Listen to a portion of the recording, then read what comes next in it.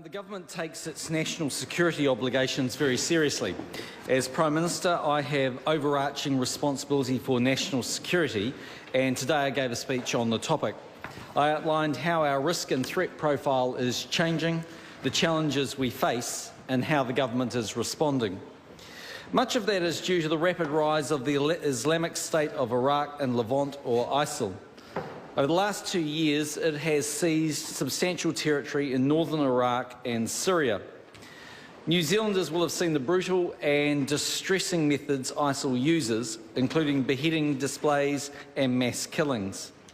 ISIL's ability to motivate Islamic radicals, as well as its growth ambitions, resources and methods, make it a brutal threat not only to the stability in the Middle East, but regionally and locally too. Mr. Speaker, it's estimated ISIL has around 12,000 to 15,000 foreign terrorist fighters, of which as many as 3,000 hold Western passports from a range of countries. The rise of such a well-resourced, globally focused terrorist entity, highly skilled in recruitment techniques using social media, is a game-changer for New Zealand. ISIL exposes us to a type of threat that we lack the legislative tools and resources to combat. As in other Western countries, ISIL has been successful in recruiting New Zealanders to the cause. Government agencies have a watch list of between 30 and 40 people of concern in the foreign fighter context. These are people in or from New Zealand who are, in various ways, participating in extremist behaviour. Some of those on the watch list have travelled to Syria to engage in fighting and remain there. Others are ISIL supporters who have tried to travel to Syria or to Iraq to fight and have been prevented from leaving by cancellation of their passports. While I'm limited in what I can say, it is important to note there are individuals here in New Zealand who are attracted to carrying out domestic attacks of this type that we have seen prevented in Australia and which took place in Canada. I want to stress that none of these people are representatives of the New Zealand Muslim community, and I know the vast majority of Muslims here are distressed by ISIL's actions and violent message, as anybody is.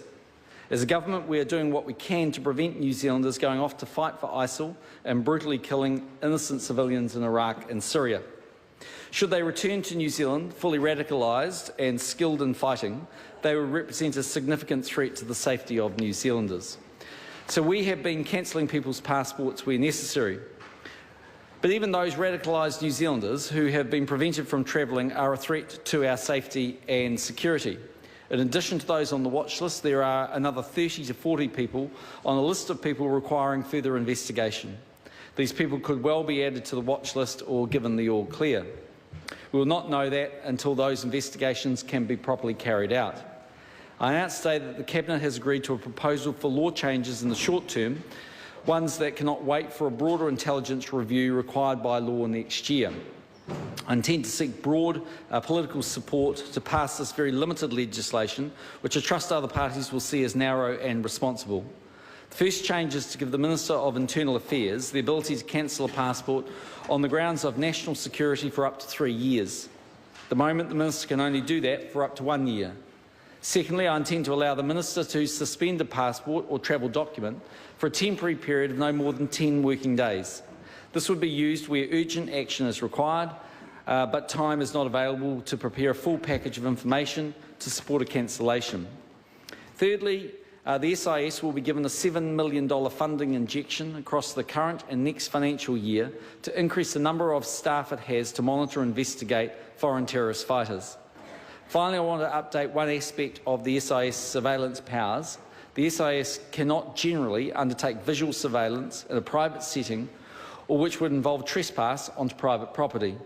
This means, for example, that the SIS cannot install a video camera in a private premise even if it was to observe activities of security concern, like people training with weapons. This issue was dealt with on the police's behalf in the Search and Surveillance Act of 2012. I'm proposing that the SIS be given the power under warrant and with additional safeguards modelled on the Search and Surveillance Act. I'm also proposing that the SIS be given an emergency surveillance power for a period not exceeding 48 hours to conduct surveillance before a warrant can be issued. Mr Speaker, the second aspect of our response to ISIL relates to our contribution to the international coalition fighting this entity. To manage a threat like this, we need to be well informed and share information with our partners, which is the role of the intelligence agencies. We will be stepping up our contribution to intelligence operations that offer opportunities to further understand and potentially disrupt ISIL. We will also be building capability to monitor threats from many offshoots of ISIL that threaten us at home. ISIL is not a short-term threat. Defeating it will mean winning the hearts and minds of those vulnerable to its destructive message. New Zealand, as a good international citizen and as a country now elected to serve on the UN Security Council, needs to play its part in ensuring that the long-standing, and some would say intractable problems of the Middle East are addressed. Over the next 2 years, we have the opportunity to attempt to ensure that the Council, designed to address these major issues of stability and security, lifts its game. The situation in Syria and Iraq are extreme humanitarian emergencies with millions displaced by conflict.